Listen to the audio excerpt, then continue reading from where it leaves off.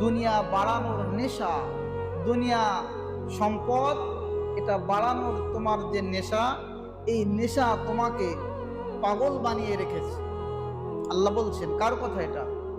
দুনিয়া বাড়ানোর নেশা তোমাকে পাগল বানিয়ে ফেলেছে, তোমাকে আল্লাহ থেকে, আল্লাহর ইবাদত থেকে দূরে সরিয়ে রেখেছে। এই যে নেশাটা খুব খারাপ নেশা, যে দুনিয়া আমার বাড়তেই থাকবে, এই নেশাটা খুব খারাপ নেশা।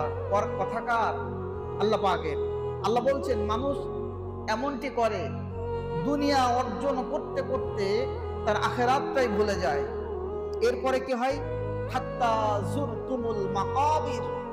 এরপরে আল্লাহ বলছেন মনে রেখো, এরই মধ্যেই একদিন তুমি পৌঁছে যাবে কবরস্থানে।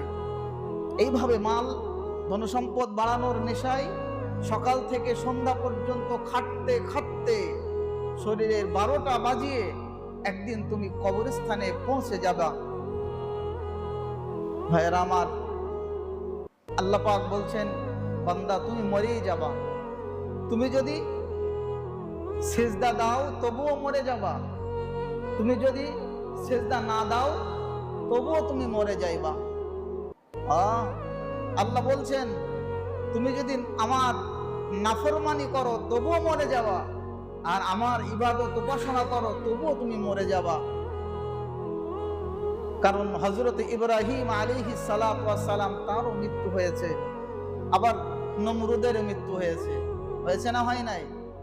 হ্যাঁ, আমার নবী রাহমাতুল লিল আলামিন, দো জাহানের বাদশা, তাজদারে মদিনা, আহমদ মুস্তাফা সরকার দো আলম সাল্লাল্লাহু আলাইহি ওয়াসাল্লাম, তারও মৃত্যু হয়েছে। ওমা মুহাম্মাদুন ইল্লা রাসূল কদ খালাত মিন ক্বাবলিহির রাসূল, আমার রাসূল মৃত্যুবরণ করেছেন। আবার এদিকে আবু জেহেলও মৃত্যুবরণ করেছে। তো আল্লাহ পাক রব্বুল আলামিন বলছেন বান্দা তোমরা একদিন না মরেই যাবা।